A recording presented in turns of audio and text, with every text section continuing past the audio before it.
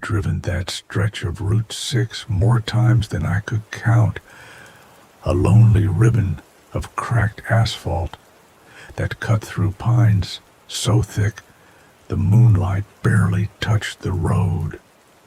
On storm nights, the fog would gather low in the dips, curling like pale smoke from the ditches, and a creek that snaked alongside the highway seemed to sing in the rain, swollen with runoff and restless, as if it carried voices. The town kids all knew to avoid mile marker 19 after dark, because the stories about it had been around for generations. Truckers vanishing on clear nights, engines that died for no reason, headlights that blinked out in unison with the croak of frogs when the rain was heavy enough. Everyone said there was a pull-off there, a shallow arc of gravel carved out decades ago, where travelers who stopped didn't always start again. But fatigue makes bargains with fear, and that night, fatigue had been winning for the past 50 miles. My coffee was cold. The road was deserted, and when the dashboard clock struck 2:13 a.m., my headlights burned through the mist just enough to catch the reflective sign, 19. The sight of that number hit me harder than the fatigue ever could, because I had been telling myself all night I would not stop there, that I would make it 30 more miles to town. But the truck had other plans. The engine coughed once, lights dimmed as if a curtain fell, and without me touching the wheel, the vehicle drifted smoothly onto that shoulder of gravel, as if pulled by a hand larger than mine. The moment I rolled to a stop, the world seemed to narrow into the hiss of rain and the strange stillness of the fog, which swirled across the hood in deliberate ropes, not random like weather should be. I kept my hands on the wheel, knuckles white, and told myself to just wait until the engine caught again. But then the radio came alive, not with music, not with static, but with a man's voice, calm, flat, and impossibly outdated. He was reading a weather bulletin dated June 12, 1983, naming towns that no longer existed, warning travelers to avoid the low crossing near the 19th marker. His tone had the clipped urgency of someone already resigned to being unheard. I twisted the dial, but every station carried the same voice, the same broadcast, repeating in a loop. Out of the corner of my eye, I thought I saw something pale at the culvert that carried the creek under the road, a shape half hidden in fog that wasn't still but watching. When I forced myself to look straight on, it was gone. No, not gone. Shifted, like fog deciding it wanted to be a figure, just long enough for me to recognize that I wasn't alone. My chest grew tight, and I told myself I was imagining it. That's when the locks popped up on the passenger door with a hollow click. I slammed them back down, but they rose again on their own, patient, steady, as though something out there had all the time in the world. I whispered a prayer I had never spoken before in my life, words clumsy and desperate, while the clock on the dash seemed to hold at 2:13, refusing to move forward, like time itself was caught in the same fog.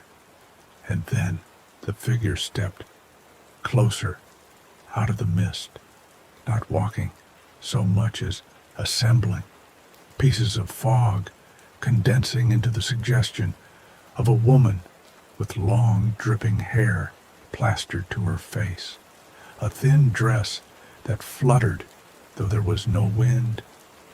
Her features never sharpened, but the hollows where eyes should have been glowed faintly with a reflection of the numbers on the mile marker, two pale lights far too wide apart for a human skull. She bent toward the window, and a radio shifted into her voice, layered and doubled, every syllable dragging like water through gravel. "You took my road," she said. "You can give it back." I told her I had nothing, my voice shaken like a child's, but she pointed at the glowing digits on the dashboard clock, still locked at 2:13. "You do," she whispered. "You have time." And then I understood what she wanted.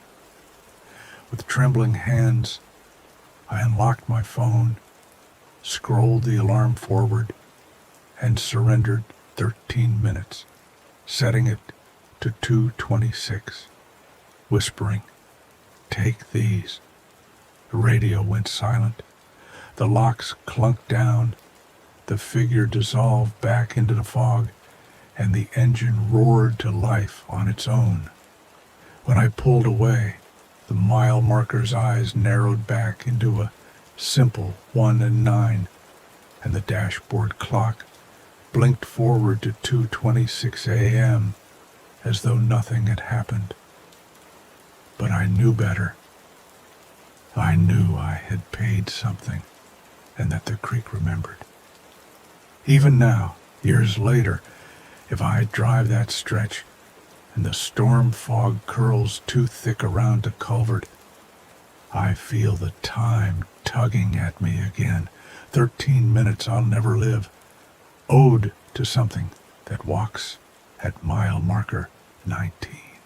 The moment I rolled to a stop, the world seemed to narrow into the hiss of rain and the strange stillness of the fog, which swirled across the hood in deliberate ropes, not random like weather should be.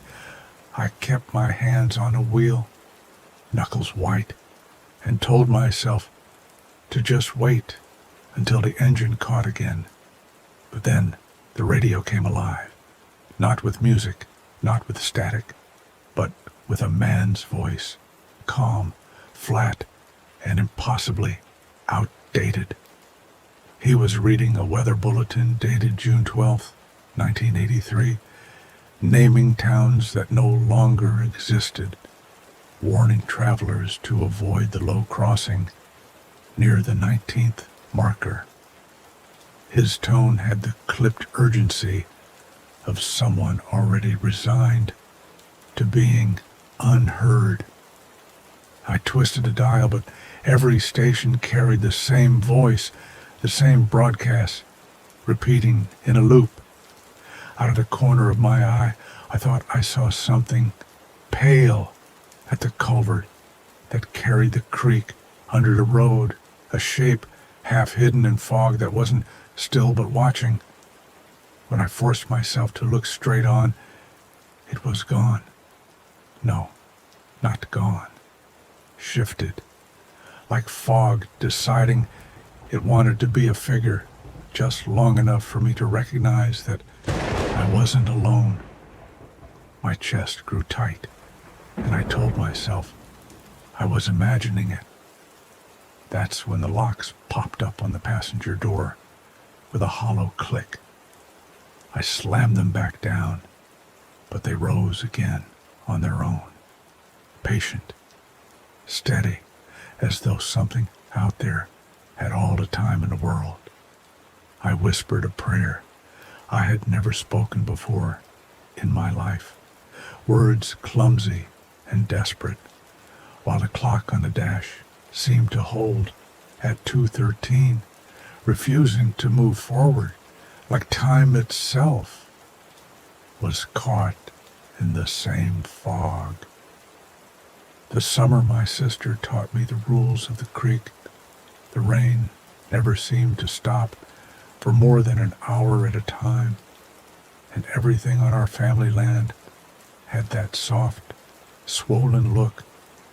Boards fat with water, moss bright as paint, fog settled in sheets so low you could part it with your hands.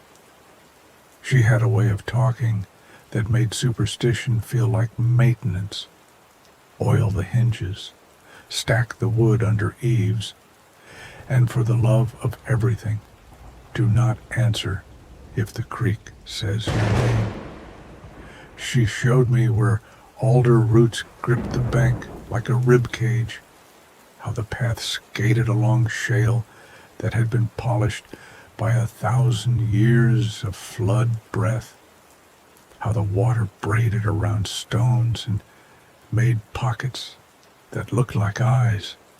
It echoes, she told me, tucking hair behind her ear with the same sternness she used when she told me to keep keys in the same dish every night. But it doesn't echo you. If it ever does, you keep walking. Don't look at it head on. Don't give it your mouth. I was 16, which is an age made out of contrary motion. I understood perfectly, and also wanted to prove nothing had to mean anything.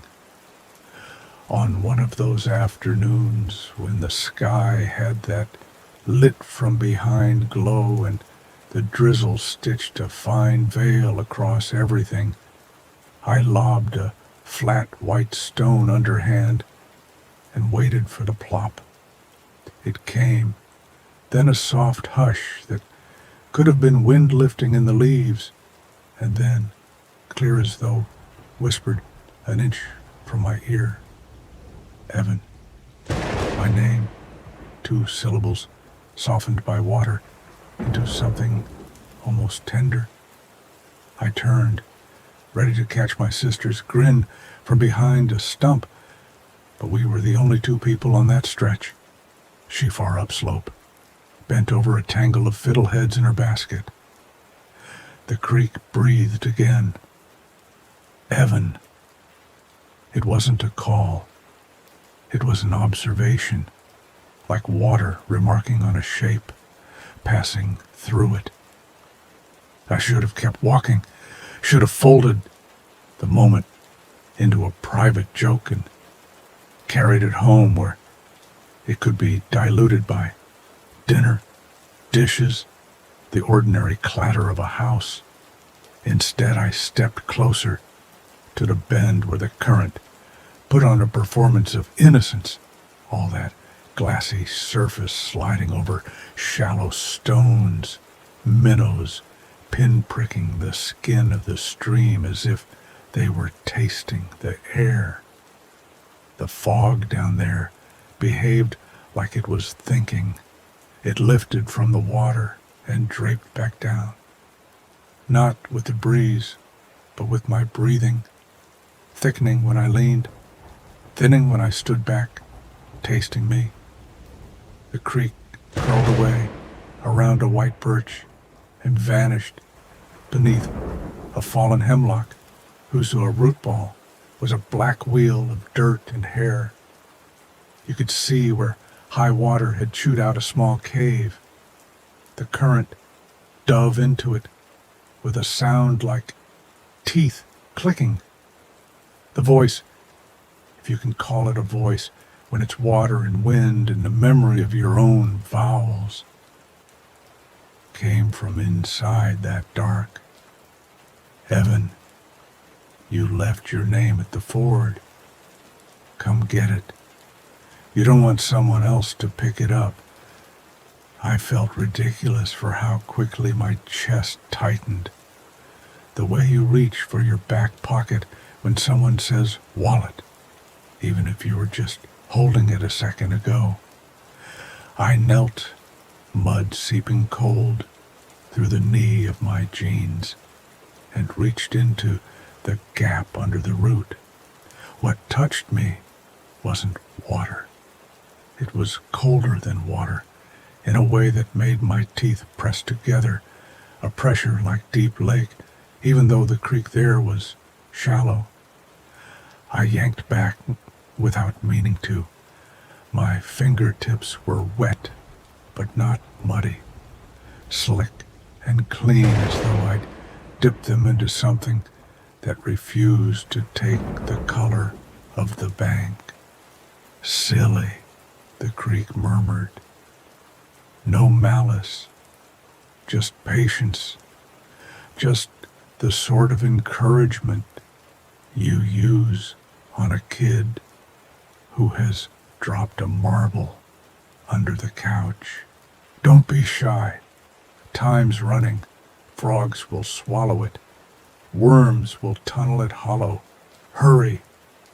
The fallen hemlock creaked, shifting on its hinge of roots, widening the cavity with a sound like a door being asked if it will allow itself to open.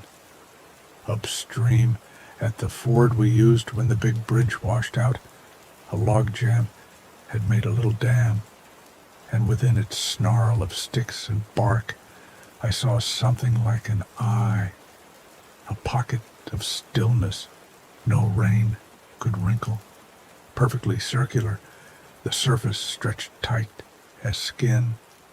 Some part of me split in that second. The part that wanted to obey my sister, because obedience is a way to stay a child, and the part that wanted to see what my name looked like when it was not mine. I called my sister instead. 1 ring, 2, then her voicemail, her bored voice I have heard 1,000 times. Leave it. I let it ride and set her name into the wet air. Once, twice, again, louder. A tether thrown out over the water. The creek threw my name back harder, brighter, and the hollow under the hemlock deepened an inch, hungry. When I said my sister's name a 4th time, the drizzle changed, fell briefly as a single sheet, droplet boundaries erased, and the frogs went silent as if someone had lifted a lid off a pot. I waded into the ford because defiance is indistinguishable from curiosity at 16. Warm around the ankle, cold at the shin, warm again at the knee. Currents running both ways. An argument I could feel through my bones. I cupped my hands above the little still eye and dipped them through the taut skin. What pooled there was not water the way creek water is. It had a weight like grief, heavy for how little of it I held. Something flickered inside it, the shape of a sound. My name caught like a minnow in a jar. I said into it, softly, I'm taking this back. And it trembled like a living thing. Downstream, under the hemlock, the cavity sighed, and mud slumped. My sister's name, still thin on my tongue, hung there less like a word and more like a rope, thrown out to me from shore. And when I smiled into the little bowl I'd made, it collapsed inward with a relieved little gasp, and the pressure around my knees receded. The creek tried my name again, softly now, testing to see if it still fit. It didn't catch against my ribs the way it had a minute earlier. I stood there shaking, hands dripping, the ford rearranging itself around my shins like a dog that loves you but doesn't know how to show it without leaning all its weight into your legs. I looked back toward my sister, and she was on the path already, basket on her hip, eyes steady in that way she has when she's mad because she's scared. She didn't scold me, not exactly. She handed me a mason jar when we got home, one of the old ones with a glass lid and a wire bail, and filled it from the tap, then from the creek, then from the tap again. Layers, I was later told, mattered. She dropped a penny in the bottom and watched it settle.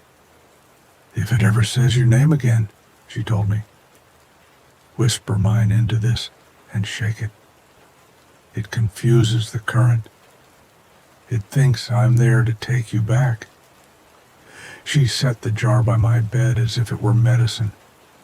That night, the rain came harder, loud on the roof.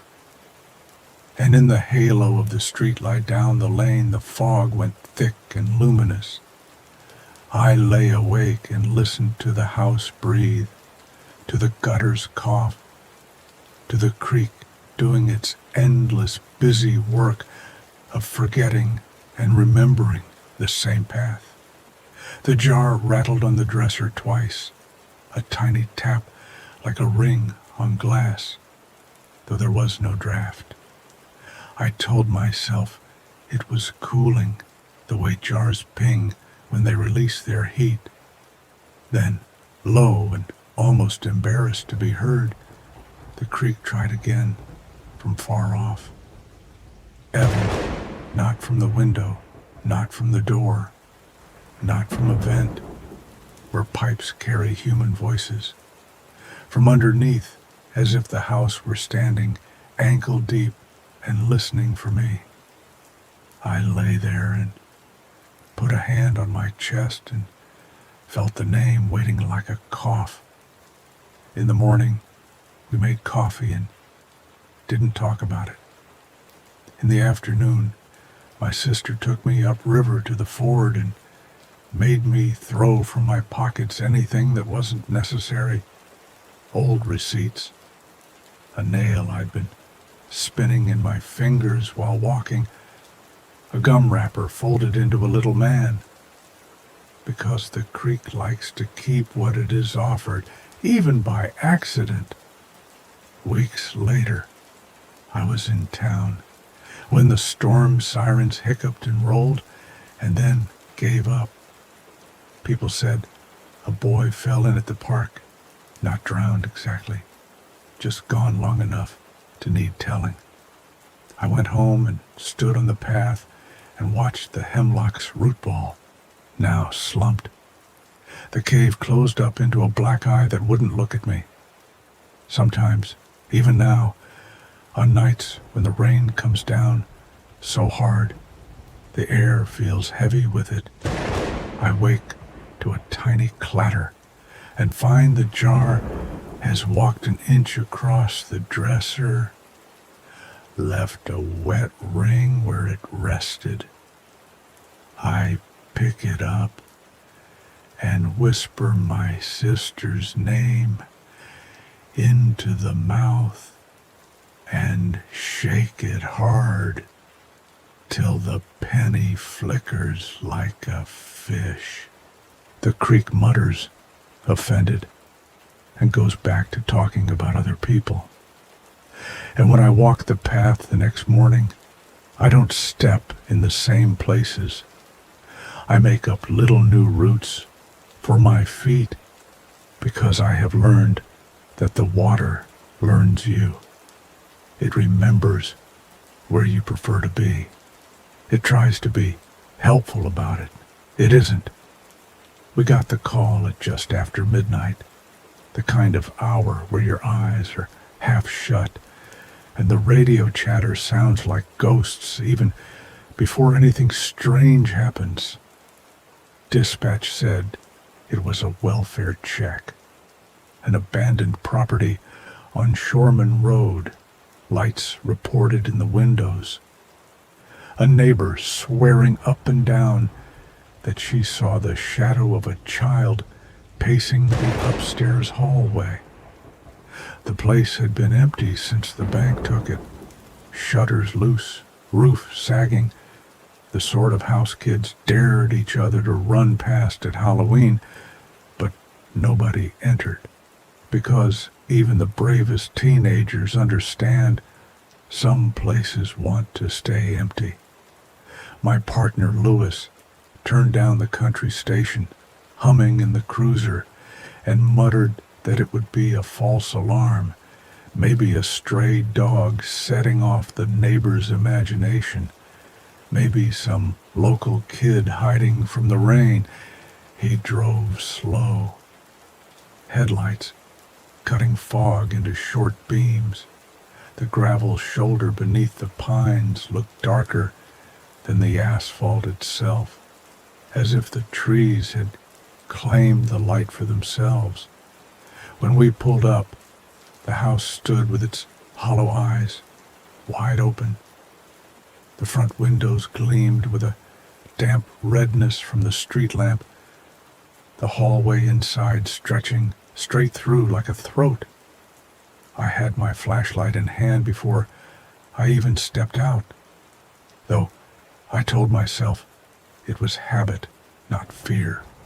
The boards of the porch flexed under our boots, hollow enough that each step sounded like it was echoing off a basement much deeper than the foundation should allow. Inside, the air was the thick, tired sort that hangs in houses long unlived in, drywall sagging with moisture, wallpaper blistered into continents. We called out by the book, loud, professional, making sure anyone squatting there would know we weren't playing around. No reply, but the soft tap of rain dripping through some cracked pane deeper in. The hallway was wrong from the start. You could see the back door from the front, just 30 feet of space. Yet every step felt like the corridor grew a yard longer, as if the house had borrowed from another dimension to give itself more stomach. My light swept the walls and found nothing but peeling paint and a series of old nail holes. But in the corner of my vision, just at the kitchen threshold, a small silhouette stood, child height, perfectly still. "Hey, buddy," I called, forcing warmth into my tone. "You hurt? You need help?" The figure didn't move, but its shadow did. It detached itself from the feet and slid across the hall like a paper cutout dragged on invisible string until it pressed itself against the opposite wall. It lingered there, featureless, while the silhouette stayed rooted like a doll someone had forgotten to put away. My stomach turned heavy. Lewis whispered, "Nope," under his breath, which from him was a prayer. We edged closer anyway, because we're trained not to walk away from what could be a real child in danger. The pantry door stood half open, dark and quiet, but something scraped inside, slow, deliberate strokes, like nails down wood. I pulled it wide and shined my beam. Empty shelves, a mop pail, some rusted tins, and then my light slid to the floor where a pair of sneakers stood in the corner, toes against the wall. They weren't discarded. They were worn, as if someone were standing in them, body pressed into plaster just out of sight. My mouth went dry. "Turn around," I said, though no child could fit against the wall at that angle. The sneakers didn't budge. Behind us, the shadow peeled from the opposite wall and began to stretch along the floor toward my boots. Lewis grabbed my collar, jerking me back, hissing, "Look at the line." That's when I saw it. A perfect division, across the pantry threshold. On our side, dust, rot, the ordinary smell of mildew. On the other, fog poured like water, lapping silently into the space. Footprints bloomed in it, one by one, heading toward us, pressed from feet we could not see. My radio squawked, static swelling, and then a child's voice came through, clear as if leaning in from the stairwell. I beat you to the porch. Every hair on my body rose. We stumbled back into the hall, guns half drawn, retreating to the front door. In the reflection of the glass, I saw us standing shoulder to shoulder, and behind us, something else, taller, stretched, watching. The door swung open without my touch, shoving us out into the cold rain. When I dared to look back, the door closed itself with courtesy. We called it in as secured false report. But the next night, the same neighbor called again. And this time every light in the house was burning, though the power had been cut for months. When I first moved into that apartment, I convinced myself it was charming in its imperfections. The landlord said river view like he was offering me a prize, but what it really overlooked was the creek that ran sluggish behind the property, its banks crowded by willows that leaned too far, their branches always brushing against the siding in storms. The only streetlight nearby had been replaced with a sodium bulb that gave off a dull, reddish halo. So, on foggy nights, the world outside my window was a blurry wash of crimson and gray. At first, I told myself it was cozy, that kind of half-lit solitude people try to find in poetry. But solitude sours. After the breakup, the silence in the apartment felt like someone listening too closely. The shadows seemed a little too eager to lean toward me. That first storm, I boiled pasta and turned music low, trying to make a ritual out of nothing. Then it came. 3 delicate taps on the kitchen window. I froze, sauce spoon still dripping. The sound wasn't the skitter of a branch. It wasn't the erratic tick of rain.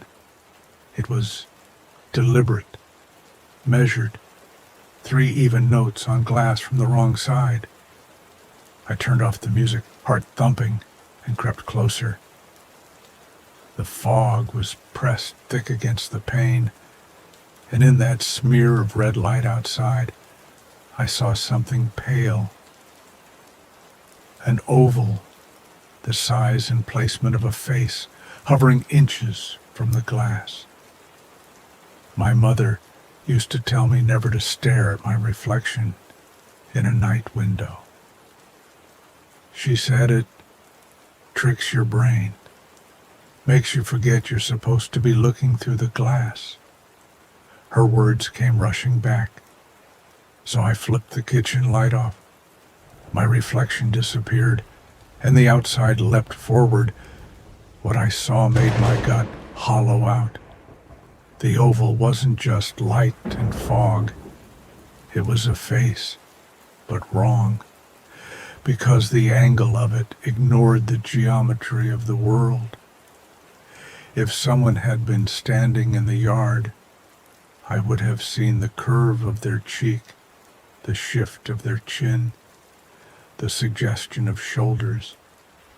Instead, the face was pressed flat, as if grown from the window itself, emerging from the pane like mold. No breath fogged the glass, but the red glow bled through where a mouth should be. as if something behind the window was trying to color itself alive.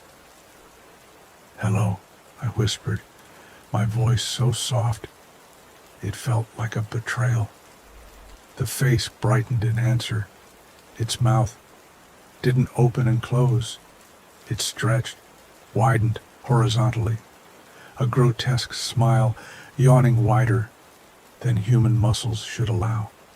Then, with perfect timing, 3 fingernails tapped the glass, right where my eyes would be if I were outside looking in. Tap, tap, tap. My chest seized. I staggered back, heel catching the rug. The face pushed closer, the red stain spreading, and the nails began dragging tiny lines across the window. Except they weren't scratches. The lines hovered just off the glass, thin strands like taut strings running into the room. My hand shook toward the cord of the blind, the primitive part of me thinking fabric would save me. I dropped the shade, and for a moment, the room went blessedly blank. But the strings didn't vanish. They pressed under the blind, curling around the bottom slat, tugging it forward until the whole thing bowed as if in a sudden gale. I pressed my palms flat against the blind. I felt no air, no push, but I saw it bend, saw it drawn tight toward the unseen face. I backed away, phone clutched, debating calling the police, then realizing I had no words that wouldn't sound insane. When I returned a moment later, the blind had lifted itself a few inches, slats rattling like teeth. Behind them was a web, dozens of strands now, finer than hair, stretched across the gap, humming with faint vibration. Suspended in that web, a shape moved closer. The face again, patient, expression stretched wide. I panicked, grabbed the dining chair, and hurled it at the window. The shade snapped up in a whip crack. The glass shattered outward into the yard, rain exploding inside. But the strands didn't break. The chair hung, suspended in midair, caught in the web like an insect. For a heartbeat, I saw my reflection, shimmering on its seat, red-lit, pale-eyed. Then the web convulsed, and the chair vanished into the fog without even the sound of landing. The neighbors hammered the walls, asking if I was okay. I shouted something about dropping a shelf, my voice thin, unconvincing. In the morning, the landlord installed a new pane and said, "Raccoons sometimes get curious." He never asked about the scratches on the floor where something heavy had been dragged backward, gouges that began at the window and stopped in the middle of the room. I moved a month later, but some nights I hear the slats of my blind bowing toward glass as if tugged by strings I cannot see. And if the street light outside burns red, I turn every lamp on, hide in the bathroom, and wait out the storm. Because I know now that some faces aren't outside looking in at all. Every park has a place where the map feels wrong, where the trails don't quite match what your boots tell you. And for us, it was Post 42. The numbered posts were supposed to keep hikers safe. Little waist-high markers hammered into the earth with reflective nails, so if someone got lost, we could triangulate him. But 42 sat in a bad bend of the creek, where the water elbowed hard against the bank, and undercut it into a wide open mouth. During drought, the mouth mumbled, gnawing at the clay, but during flood it drank trees whole. I had been on overnight duty that storm season, one of those gray nights where your radio hisses like it wants to keep you company. At 1:10 a.m., the emergency channel crackled with a voice I recognized immediately, not because I knew the man, but because everyone did. It was an old ranger's call sign, Echo 42, a man who'd retired before I was hired and who had died the year before. His voice came through damp and patient. "Base, do you copy?" Someone moved a marker. There's an extra post sunk in the bank, and names carved all over it. My scalp prickled. I told myself it was a prank, maybe interference, some local with a scanner and too much time. But the GPS map on my desk blinked strangely. The ping for post 42 glowed in two places at once. One where it had always been, and another half a mile upstream, in a patch of contour lines where no trail should ever go. The creek had no business there, and neither did we. But duty is a stubborn thing. I strapped on my jacket, shouldered my light, and headed into a dark. The storm pressed close under the trees. Fog tangled between trunks, so the beam of my lamp looked short and pale, like a candle stub. Every step sucked mud. The creek nearby was swollen, a constant roar, like a train rolling past in the distance. By the time I reached the real 42, it was right where it should be. A pale post, reflective nails shining steady, nothing strange about it at all. I tapped the wood with my glove to reassure myself. Solid, unmoved. Then my radio breathed again. "Base, Echo 42. Found the extra. It's down by the shelf. Sunk crooked. Names cut deep. Some old, some new." My mouth went dry.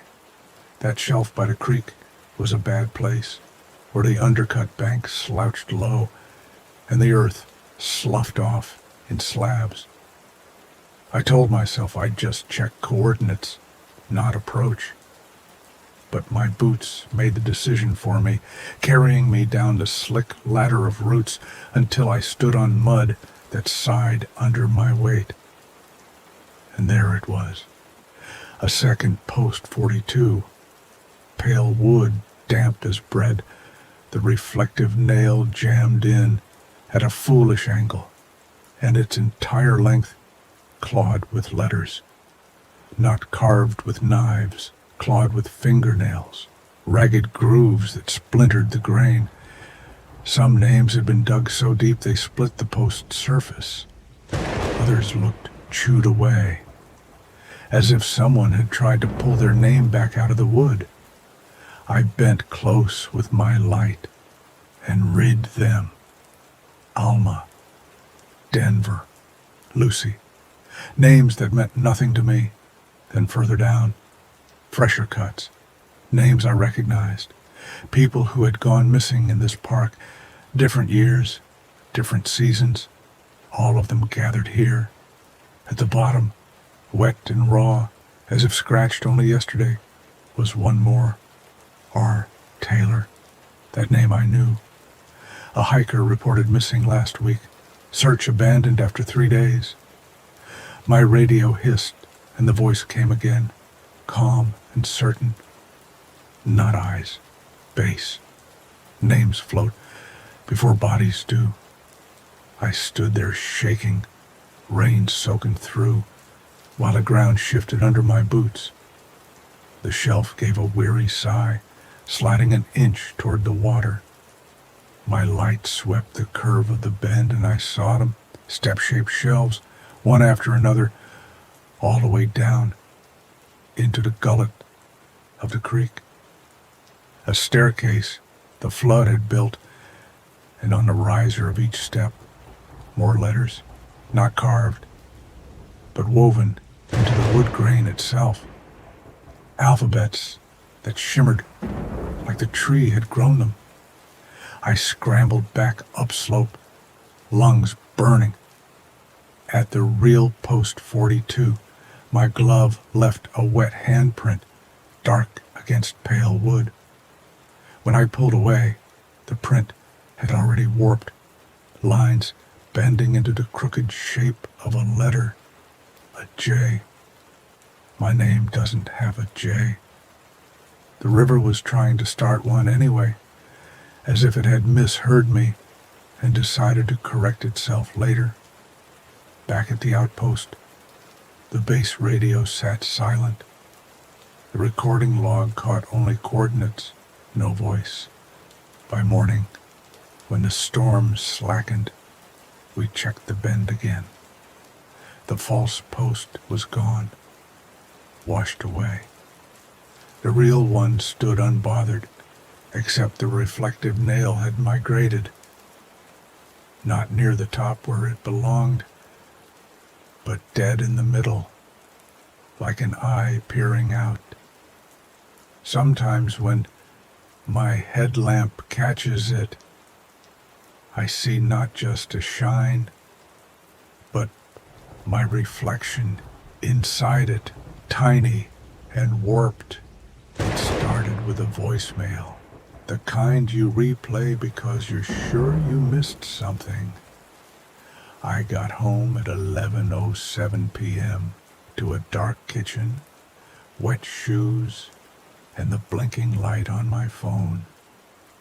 The number wasn't in the log, not even an unknown call, just blank. The message was a stretch of silence, except it wasn't silence. It was someone breathing with the careful rhythm of a person who wants you to notice them, the way children pretend to be asleep but can't slow their lungs convincingly. Then, faint but deliberate, a whisper. Don't answer the door at 2:36. That was it. No laughter, no click, no background noise to anchor it in a real place. Just that. I laughed at first because laughter is the only glue you have when something feels unreal. But even as I boiled water for pasta, I caught myself glancing at the digital clock every other minute, marking time not by hunger, but by an appointment I hadn't agreed to. Midnight passed without incident. The cat curled by the heater. Thunder rolled somewhere far away, and for a while I convinced myself it was a prank call, some bored kid with a voice changer. But at 1:14, the phone lit up again. Same number, same silence, same breathing, this time quicker, almost excited. And a whisper. I moved it up. Don't answer at 2:31. My stomach dropped, as if the floor had been tugged an inch lower. I stood in the kitchen, clutching a wooden spoon like it was a weapon. Rain smeared itself across the glass. The hall outside my door glowed the soft red of the exit sign. The clock said 1:15, and I felt time turn into something solid, a shape that could hurt me.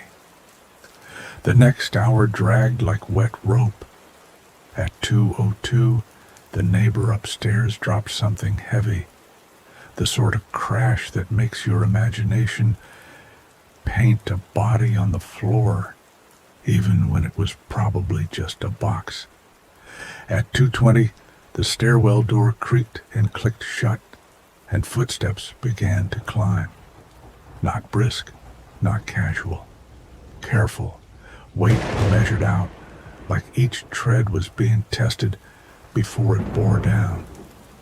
At 2:25, my phone rang again, buzzing in my palm before I could stop staring at the clock. Same number, same emptiness. It ended, then came back as a text. Changing it again. Don't answer at 2:28.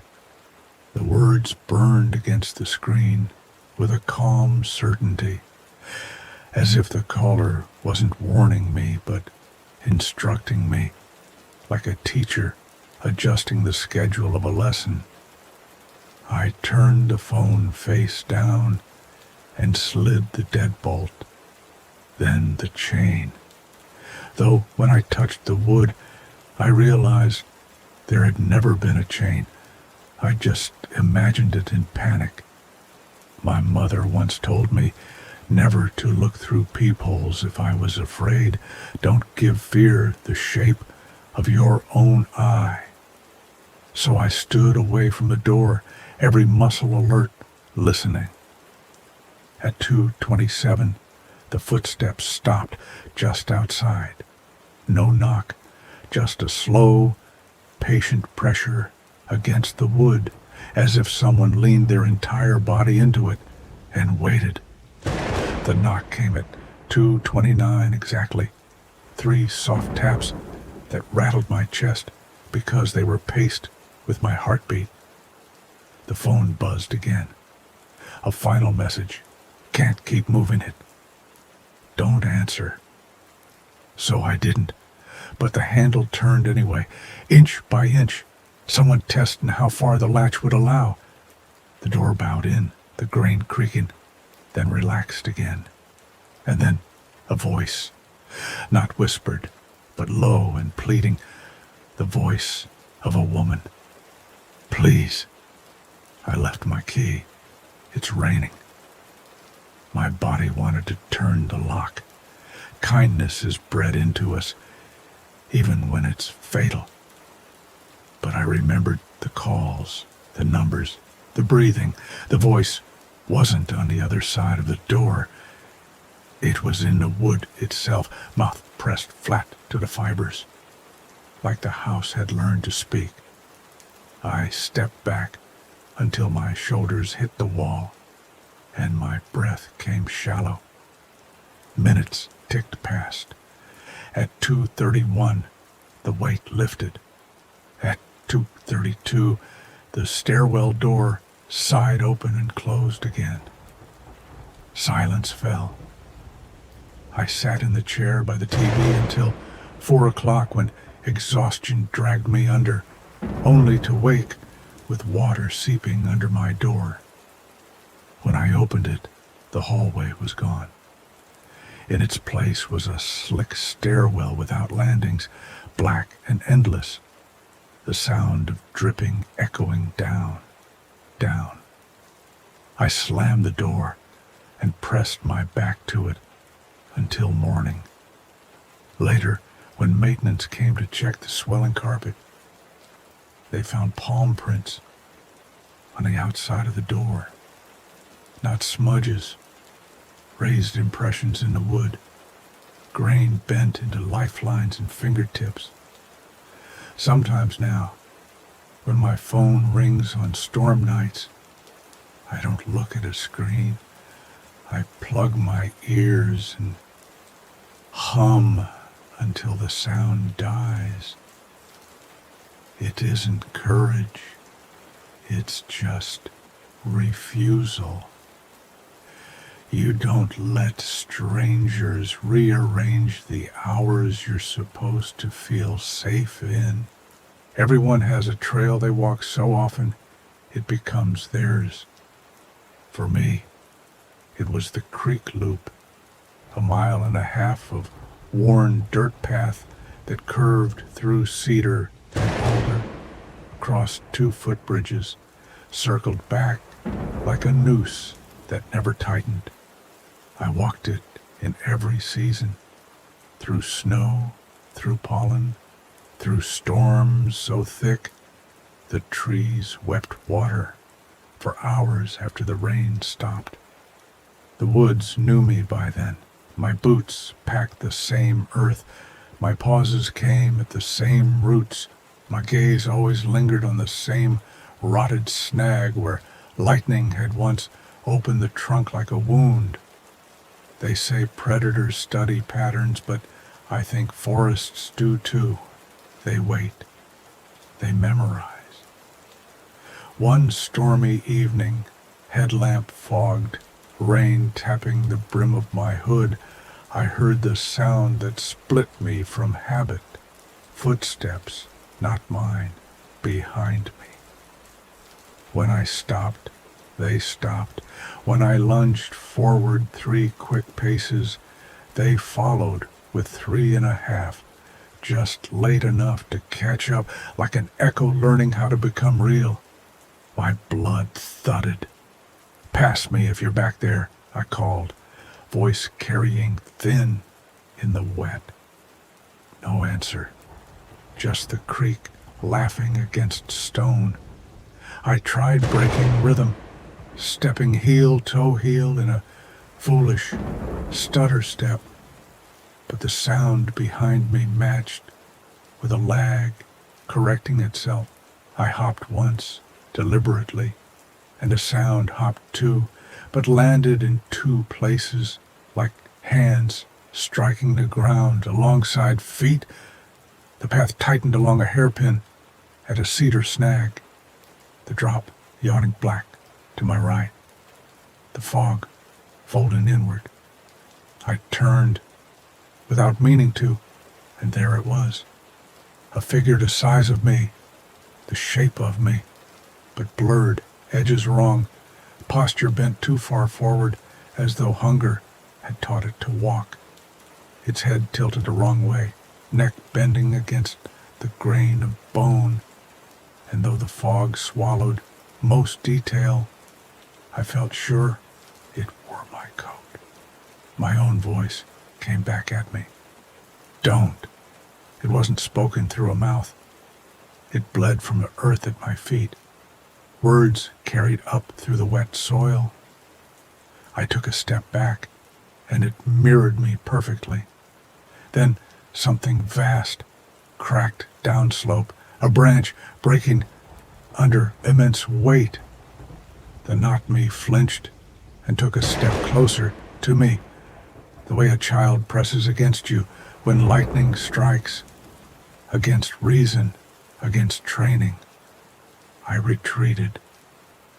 It retreated too, and for one terrible moment, we were synchronized, a single animal with 4 feet.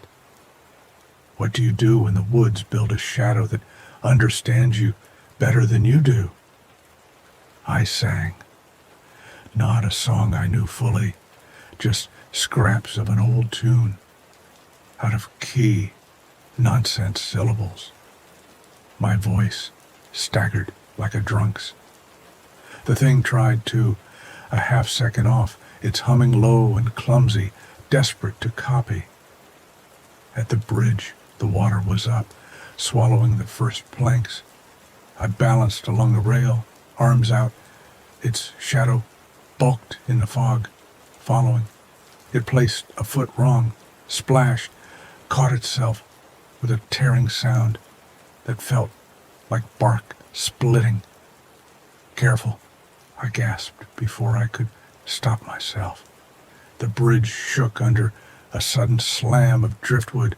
Instinct took me. I leapt, landed on the far bank with mud kicking up. It leapt too, but too late, scrabbled, caught the lip with fingers. My face stared up from the fog below, pleading. It said one word in my own voice, "Don't." Then the mud tore away, and it fell back into the roar. I ran, stumbling, heart bruising my ribs, and didn't stop until my porch light glared through the rain. My socks reeked of river clay. Mud ringed my nails, though I hadn't touched the ground. And even now, storm nights on that loop sound wrong. I walked different shoes. I forced myself to change pace, to trip deliberately, to sing nonsense loud. Somewhere in the dark, something hums along, always just a beat behind, desperate to match. I don't know if it wants to become me or walk beside me. I only know it's patient and it's learning. Grief makes you restless. That's why I rode in a storm. Dawn hadn't even broken properly. The sky just a pale bruise behind gray sheets of rain. But I couldn't sit still in a cabin with its smell of old wood and silence. The lake was shallow, a wide bowl a creek fed and bled from, its edges blurred with fog so low it felt like the world had shrunk. The oars creaked in their locks, the boat groaned, the water slapped steady as breath. Halfway to the island, I dipped the blade, and it struck something that wasn't water, not stone, not log. It was like driving wood through fabric. The boat hiccuped, tilting. For a second, two horizons shimmered, the normal one and another below it, lower and stranger, like a second lake stretched under the first, with its own hidden sky. I lifted the oar. Thick wet clung to it, leaf-scented, sluggish. The reflection on the water was wrong, too. The boat's twin drifted below me, but sat empty. No jacket, no oars, no me. Just an oval hull, filled with black that seemed deeper than the water deserved. And then, as I leaned to look closer, someone in that shadow boat sat up. It was my brother, or something that remembered the sound of his name and put a body together from fog. His face was perfect until he breathed. The exhale didn't lift into air. It pressed down into the surface, dimpling it like a drumhead. His voice followed, echoed by the lake itself. Sis, jump. It's warm here. My throat locked. The island was still a distance off, but the reflected island below gleamed with a dock I hadn't seen since childhood. Old posts standing proud, ropes new and coiled. The island I rode toward had only rot and ruin. I want you back, I whispered, and the figure smiled wrong, mouth slow, deliberate, like someone performing an emotion they'd only read about. He beckoned. I stripped off my life jacket, set it on the seat. In the water, no jacket appeared. Take this, I told the reflection, voice trembling. Wear it. Be safe. He only stretched his hand higher, palm flat. I leaned close and set my own palm against the surface. Warm, softer than water should be. Another hand pressed back, smaller, mine from years ago. A child's hand reaching through time. The surface bulged upward like rubber, yearning to burst. My brother's voice and the water's voice tangled. Jump. But you don't jump into wishing wells. You don't give grief a body to chew. I pushed down hard, and the hand slipped away, the oval of a boat stretching wider, hungry. I rowed, harder than I ever had, the water pulling wrong, but relenting inch by inch. The island loomed. My boat struck sand. I tied off with shaking fingers. In the reflection below, my brother still waved from a perfect shore. Flanked by shapes the fog had imagined into people, figures watching, eager to learn how I knotted the rope, eager to copy their way up. I stumbled the trail back to the cabin, and when the path crossed the creek, something bright slid under the surface. My life jacket. It swam like a fish, straps trailing like fins, moving against the current, strong and sure. It had found someone else to keep afloat. That night I didn't sleep, and I don't row on mornings like that anymore, when dawn is dull and grief makes the air heavy, because the lake keeps a second shore for those of us who can't let go. And though it promises warmth and reunion, all it really wants is to drag you into its mirror, where breath moves downward and smiles are worn like masks. It waits, patient, just beneath the surface, where reflections forget who's supposed to be real. When you rent an old farmhouse, you tell yourself the noises are character. The porch boards flex like knees. The walls creak like they're tired of standing. The wallpaper bubbles with continents that never existed. That first night, we lay in bed, listening to the house breathe, and said nothing about the faint scratching in the walls. It sounded small, rodent-like, but the longer it went on, the more deliberate it became. Not scurrying, not chewing, scratching insets, pauses between them as if whoever was doing it had the patience of thought. We bought traps the next day. Nothing touched them. The scratching continued exactly when we tried to sleep, moving along the studs like a polite guest, following us room to room. At 3 a.m., it relocated into the headboard, the sound intimate and steady. Pause. I pressed my knuckles to the wood in frustration. One sharp knock. From inside the headboard came one in reply, not delayed, not muffled. Perfect. An answer, not an echo. I lay frozen while my partner whispered that it was just wood expanding. But wood doesn't knock back. The next day the landlord shrugged, said, "Old houses talk," as though people only ever need half an explanation. But something about the sound was wrong, so we pried a baseboard up in the living room. Dust fell out, nothing alive inside, just an old nail bent crooked, like a finger pointing down. We replaced the board, trying not to meet each other's eyes. That night, the scratching changed.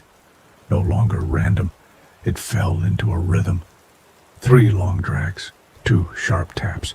Then again, 3 drags, 2 taps. I counted in the dark, pulse racing. It wasn't Morse code. It was something else. After an hour, I realized the pattern was describing stairs. 3 steps up, 2 steps down, pacing endlessly, wearing a groove in invisible wood.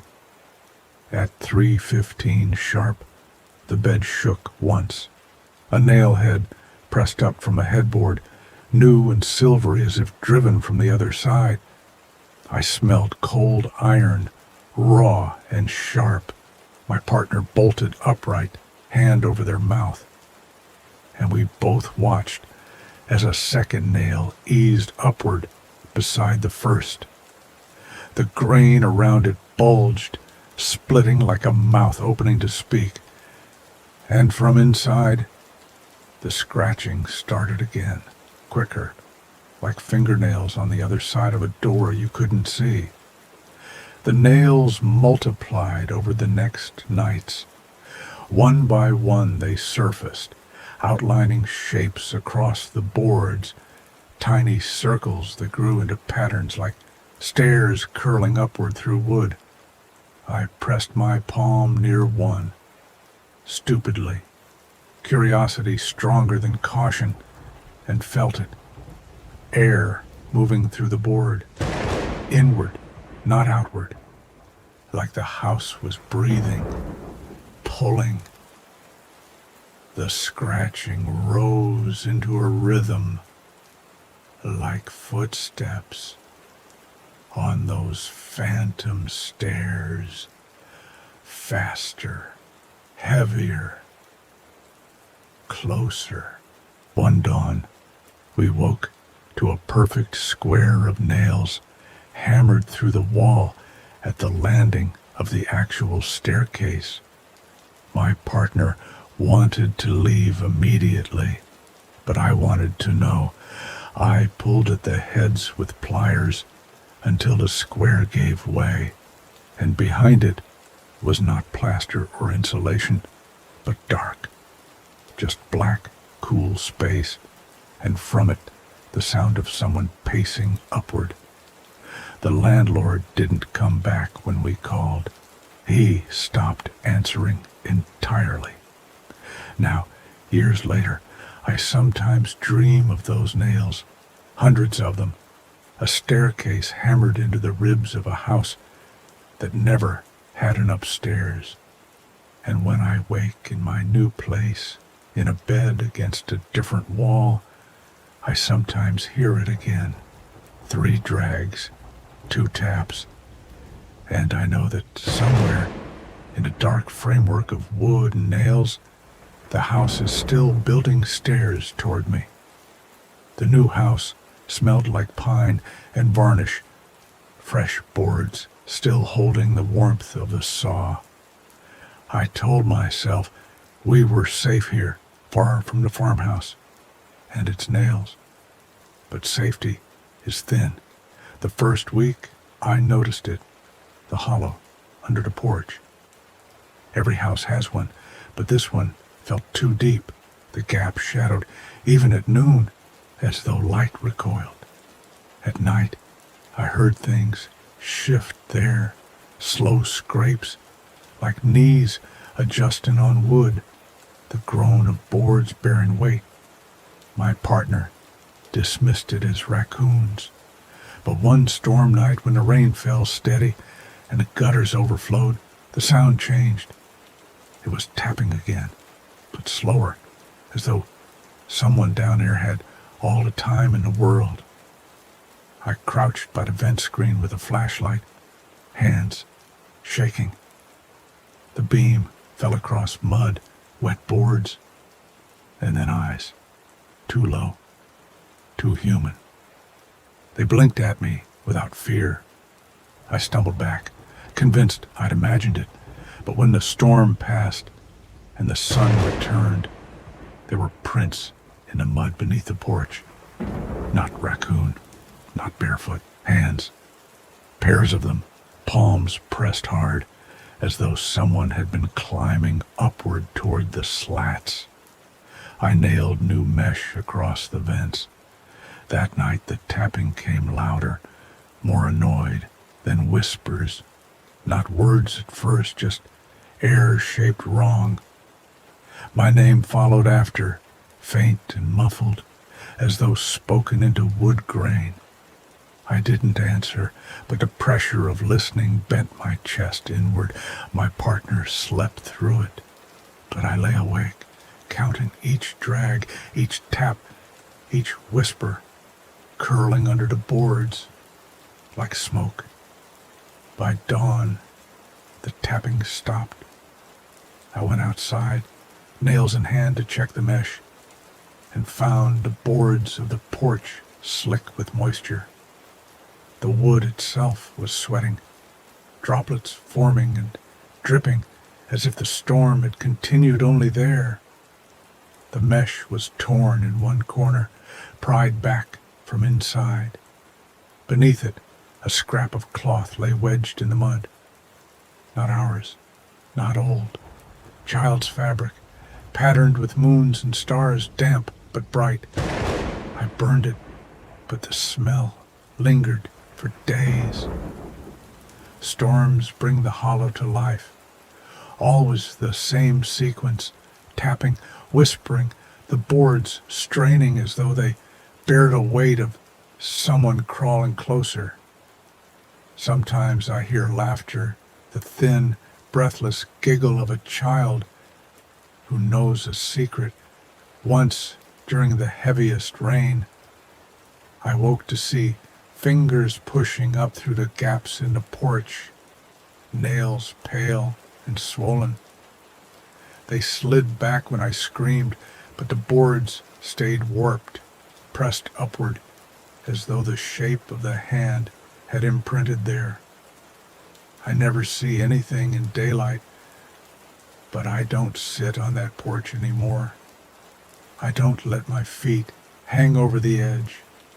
I walk wide around it, because I've come to understand something. The hollow isn't under the house.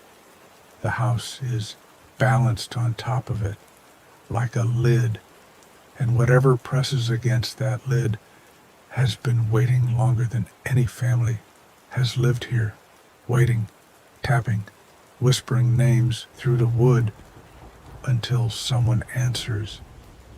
The storm sewer ran under our street, a network of old stone and iron that sang whenever rain hammered down. As kids, we used to drop sticks into the grates and race to see which one surfaced first downstream. But as an adult, the sound lost its charm. The grates groaned, the pipes whispered, and one night, when I walked home late, I heard a voice rising from the drain at the corner. Not a child daring another to play, not a trick of water.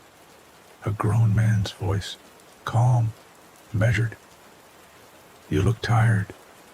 Come closer, just for a moment." I froze, rain slicking my hood. The grate was black, water bubbling through, but behind it, two pale hands clung to the bars as though they'd been waiting. The fingers were too long, too clean, not swollen like hands should be if they'd been in the water. My gut told me to run, but the voice followed, never rising, just patient. "You dropped something. I can keep it safe. Lean closer." I fled. But the next day, in my mailbox, was a button, one I recognized from my coat, though I hadn't noticed it missing. When my aunt died, she left me her house, a narrow old place built more from shadows than wood, the sort of home that seemed to sink into the earth rather than rise above it. Clearing it out was slow work because every corner seemed to demand attention. Drawers stuffed with receipts, brittle as leaves, boxes of photographs with faces scratched out, cabinets that locked from the inside as though whatever had been placed there wanted to stay. The attic was the last part I avoided. The ladder creaked with every step. The air grew sour with mildew, and the slanted ceiling pressed close enough to make me hunch. Most of it was junk, but against the far wall, hidden under a stiff yellowed sheet, stood a tall mirror.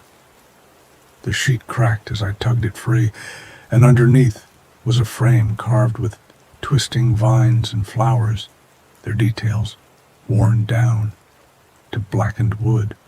The glass, though, was wrong. It wasn't dusty at all. I wiped it anyway and froze. My reflection didn't move with me. I tilted my head to the right. It stayed level. I raised my hand. Its arm lagged a heartbeat, then snapped upward with a jerk like an old recording. The attic bulb hummed overhead. My reflection's mouth quivered into the beginning of a smile I hadn't made. My scalp crawled. I backed down the ladder without even replacing the sheet, slammed the door, and tried not to think about it.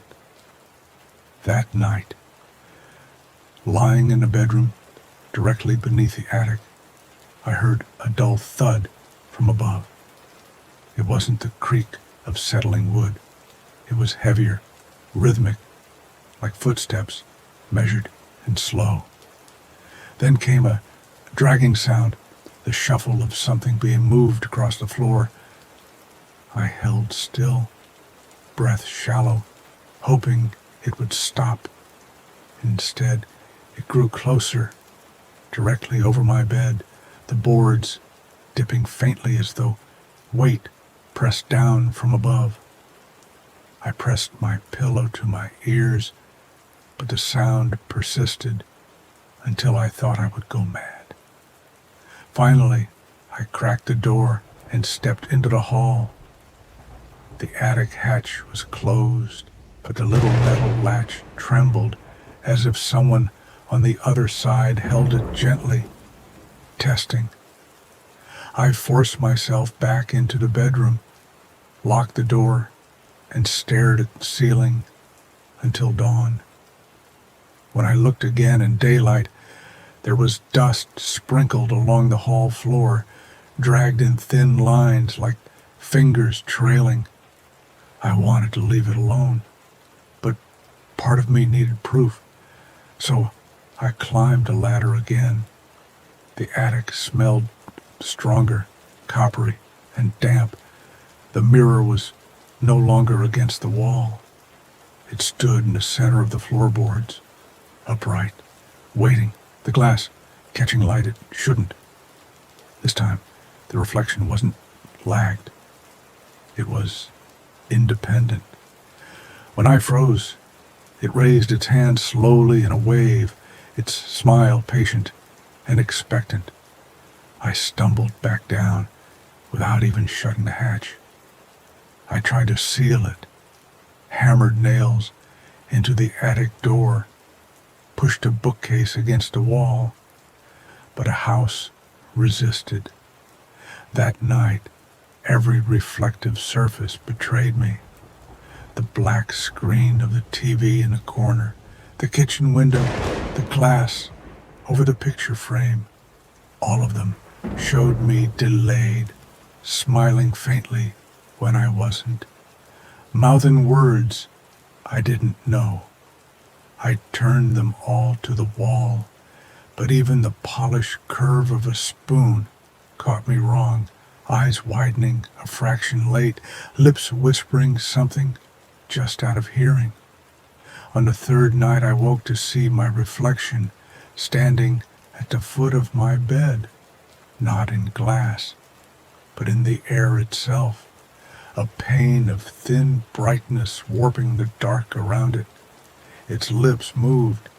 This time I heard it clearly, though the sound was not in the room but inside my head. "Switch!" I screamed, and the figure shivered, then collapsed like water poured out on the floor. Desperate, I called a hauling company. They came the next morning with heavy gloves and muttered curses, straining at the mirror's weight as they carried it out. I watched it vanish into the back of a truck and felt like I could finally breathe. The house was silent that night. For the first time since my aunt died, I slept without dreaming. The next morning, the attic hatch was open, nails bent outward as though something had pushed through. My heart sank before I even climbed the ladder. The mirror was back, centered on the boards, as if it had never left. But the glass no longer showed me. It rippled faintly, like water in a bowl, and the figure inside was moving about the attic, studying the space with curiosity, testing the edges of its prison. It paused once, turned toward me, and I realized it wasn't looking out. It was looking around, as though I was the one behind the glass, and it was free. I slammed the hatch and left the house that day. Keys on the counter, door unlocked. I've never gone back. Yet sometimes, even in other homes, in city windows, or in the sheen of rain-slick pavement, I see myself hesitate, a half-beat late. Sometimes the reflection smiles when I don't. Sometimes it mouths that same word, silently, patiently, switch. And I know the mirror in the attic is still waiting.